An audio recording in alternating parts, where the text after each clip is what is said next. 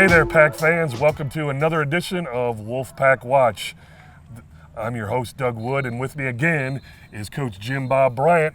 We're here to recap the latest game, the win over Campbell here at the Den, 45-0, and preview our next game, which is our first region game at Marietta coming up this Friday night. Coach, thanks for joining me. Yes, sir. Thanks for having me again. All right, 45-0, kind of a sleeper of a game, don't we? Don't we think so with that kind of score? But to be honest with you, I think the team played pretty hard out there. Give us a recap of that game.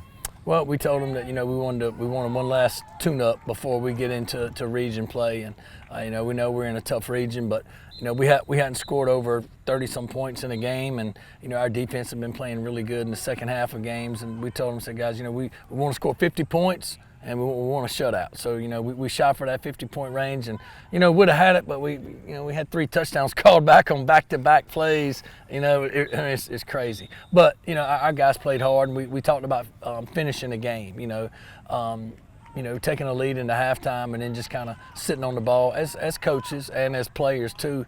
So I told them, I said, we're going to play, pedal to the metal, 100 miles an hour the whole game, even if we're up 30 or 40 points. We want to keep playing, keep pressing, because we've got to get over that second half slump where we're not scoring in the second half. And I think the guys did a really good job of that last Friday night. Yeah, that's actually something I was going to talk about. We had talked last time about the second half execution issues. Didn't seem to be that problem this time. They executed pretty well. They moved the ball. I think one of the detriments to the score as far as the 45 or 50 points is the fact that we had a running clock halfway through the third quarter and all the way to the fourth. So that takes away your ability to put points up on the board as well. So that being said, talk about the second half with the execution on offense. I thought we played really well offensively in the second half. And, I think we only punted one time, and we had a penalty on the play when Kyle came in at quarterback and made like a 60-yard run down the sideline. Then we had a holding penalty.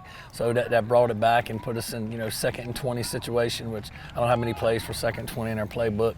But, I thought our offense did a really good job of keeping our foot on the opposing team's neck, so to speak, and squeezing the life out of them in the second half and not letting them think that they can get back in the game.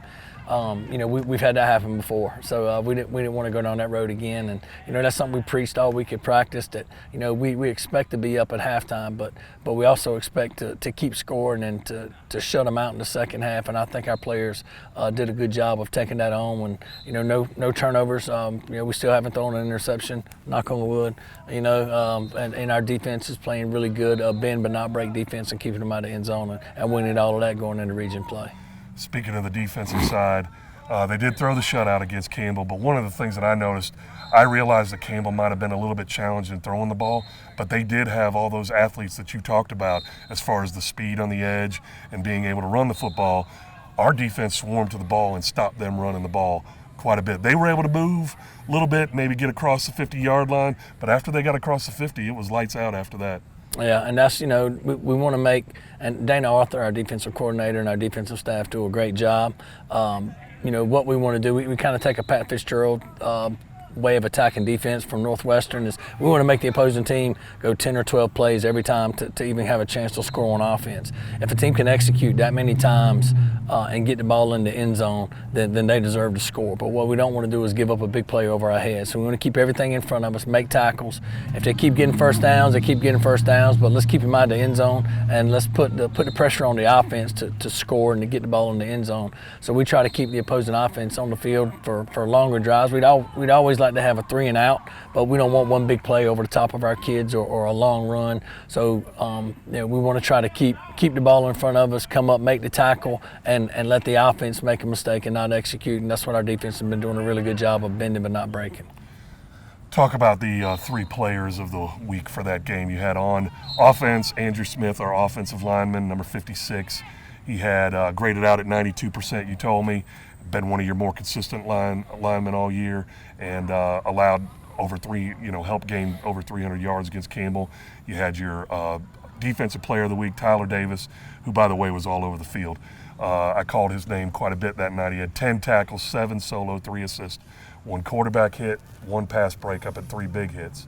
And then your special teams player of the week was Jack Margelli, number 10. He had a 2-point conversion throw and then has been perfect on extra points and field goal holds this year. Talk about those three.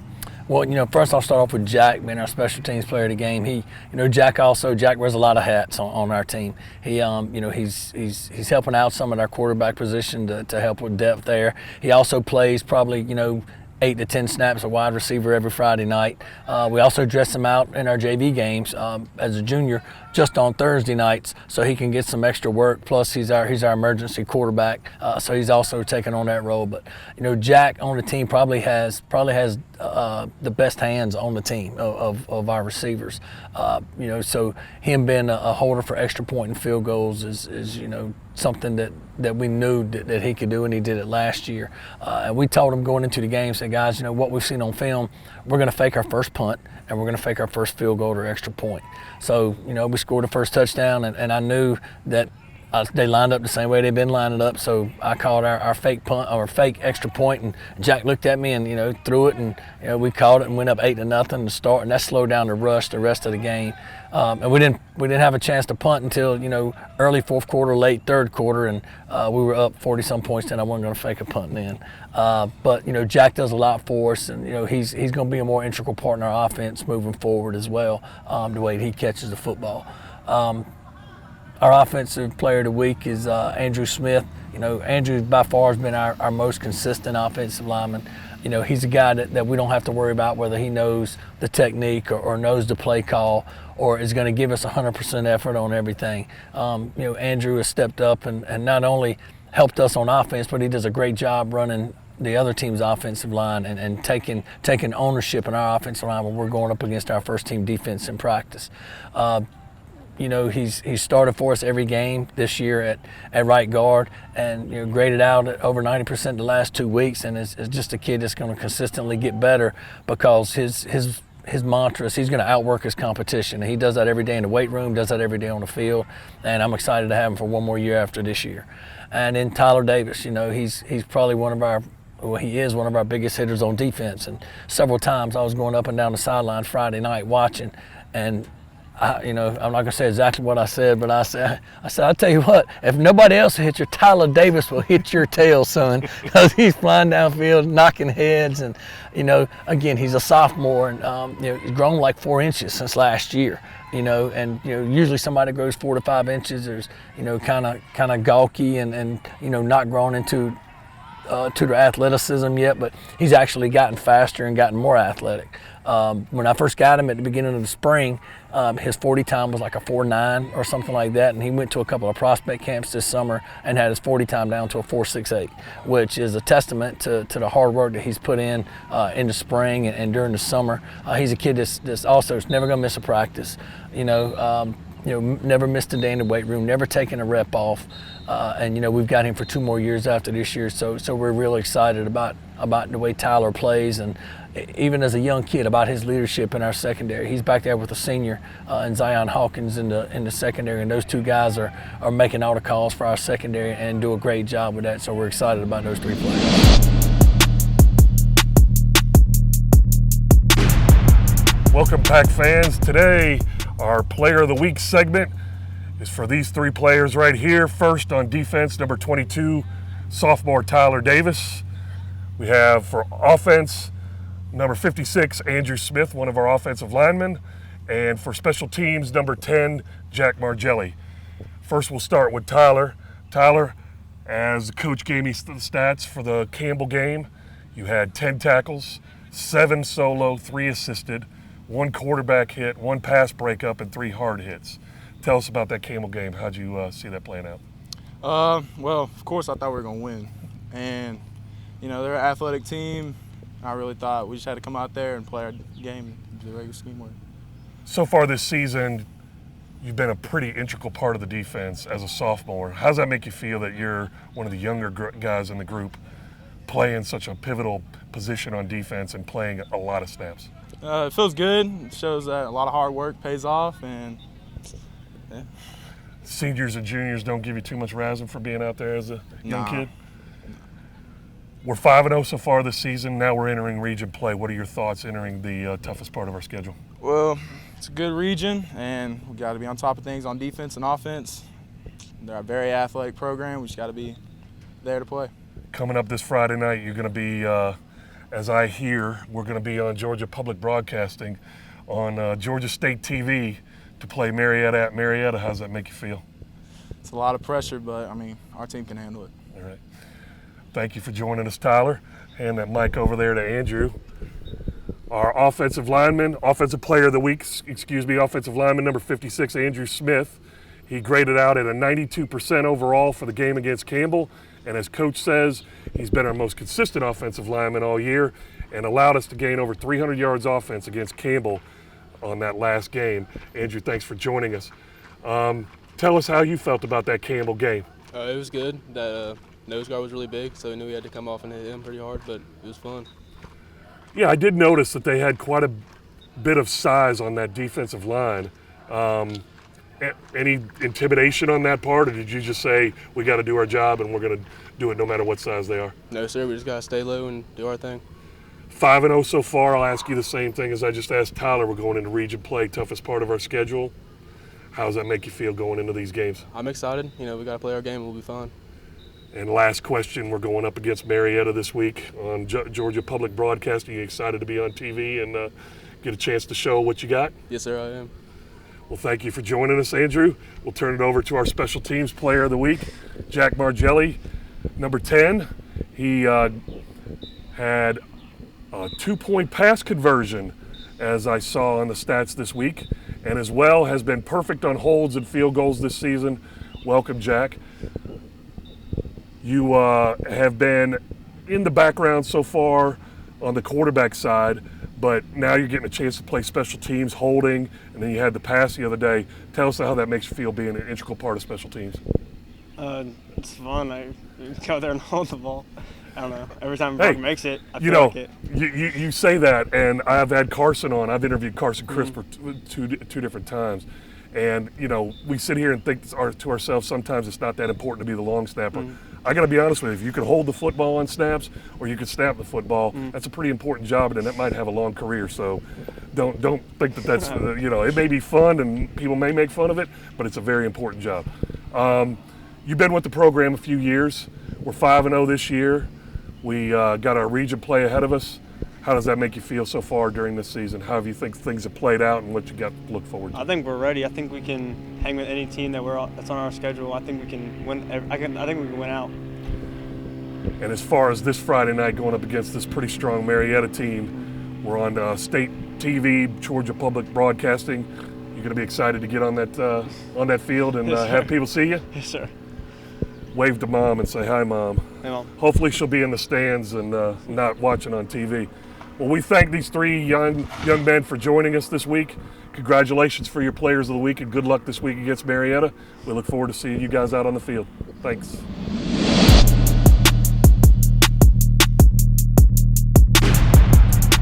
Well, congratulations to each of them for their Player of the Week awards.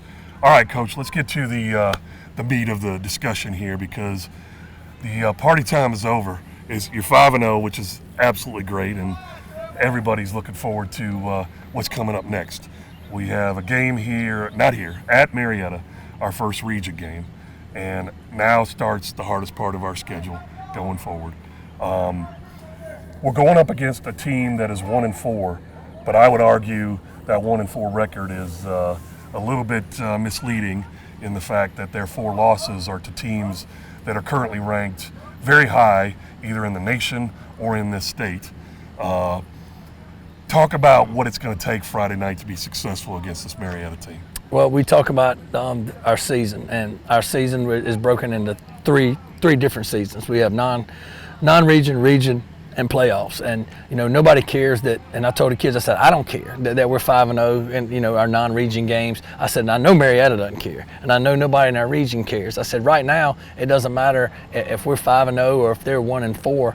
Going forward into this week, we're both 0-0 as far as that goes. You don't get a trophy or a plaque or a ring for going 5-0 non-region.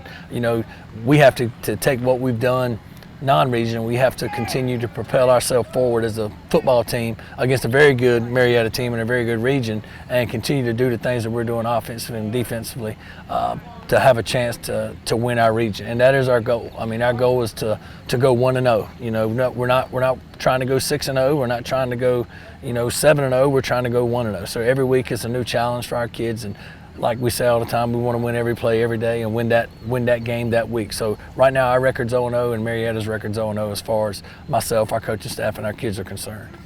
And going into this region play, obviously you got Marietta first, and we won't even worry about the other four until we get there. But you're going up against a team that has a very highly ranked national quarterback in Harrison Bailey. You've got probably one of the best wide receivers in the state in Ramel Keaton, and a tight end that is highly rated as well. They have probably the best skill set of any team that we've played so far. Tell me how you guys have prepared for that going into this game.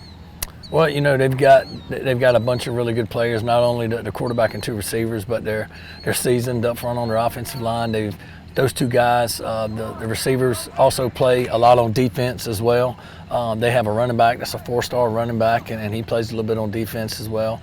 They've got talent and speed, all over the field. I mean, and that's one of the reasons that I came to Georgia because I'm a competitor and I want to go against the best. And Marietta has some of the best players that we will see this year on the field.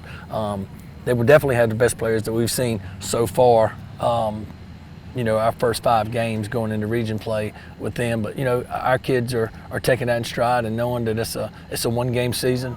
And I told them all the time, I said, guys, why not North? Why not North Paulding? Why can't we win every game that we play? I said, there's no reason we can't. And we're not going to say, all right, guys, well, we finished the non-region 5-0, so that's more than what anybody else expected. So we're going to be good. We're good with that. That's not the way we do it. We expect to win every Friday night, no matter who we're playing, and Marietta is the same way. Any coach that's telling his team that, hey guys, we want to finish 6-4 this year, finish 5-5. That's not a cat I'm going to play for. Any team that I'm coaching on, any team that these kids are working the way that we're working, we expect to win every game on Friday night, no matter who we're playing. And we tell our kids all the time, it doesn't matter what the other team has, it matters how we play. If we play our game and do what we're coached to do on Friday night, then I think we have a chance to beat anybody that we play. But if we don't take care of the football on offense and we allow big plays to happen on defense and special teams, then any team in the state can beat us. So we can't worry about what Marietta does. We have to worry about what North Paulding does, and we have to do what we do perfectly. If we do that perfectly, and I tell our guys we want to keep games close against good competition until the fourth quarter, and then we're going to steal the game in the fourth quarter, because we feel like the way that we train our kids that we'll be the most in-shape team in the fourth quarter. And when the game's on the line, then our kids will be fresh in the fourth quarter, while other teams that are playing some of these really good skill guys both ways will be gassed in the fourth quarter. So but we're looking forward to playing Marietta, very well coached team. Like you said, a lot of Division I talent all over the field. But we've got to go into Marietta, and we played really well on the road this year. So we've got a chance to go into Marietta and, in front of a state audience and showcase our program and come out of the game with a 1-0 record, and that's what our goal is. Do you sense anything from the players that there's maybe a little bit more focus, a little bit more intensity, a little bit more attention to detail these couple weeks leading up to this game, because they know this is the harder part of the season that they're starting, and it's time to ramp it up to make sure that we're successful going forward? Well, I'm able to check on Huddle and see how much film these guys have watched, and there's been a spike in film watching for the past week, which is great. Our coaches, our offensive coordinator Ann Nance and defensive coordinator Dana Arthur, and our assistant coaches have talked to our guys consistently about watching film. And we put our installs up on our Huddle every week.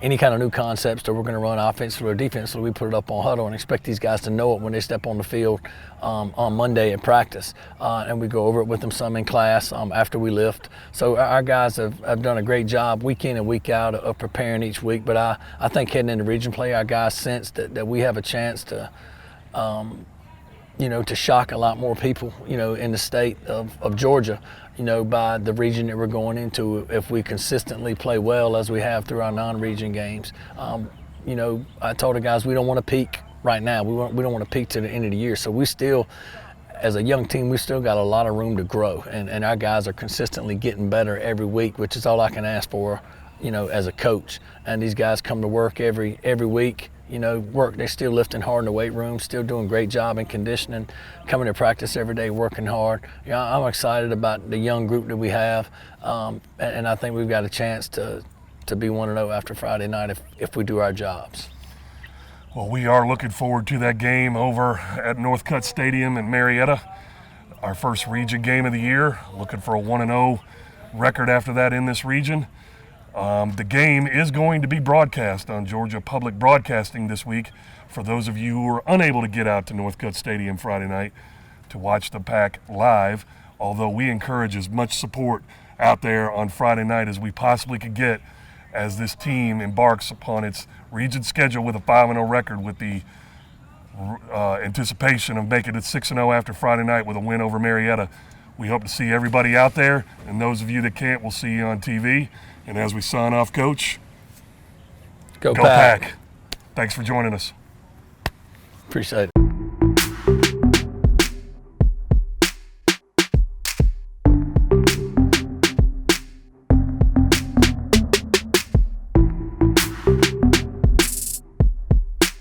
I just want to win.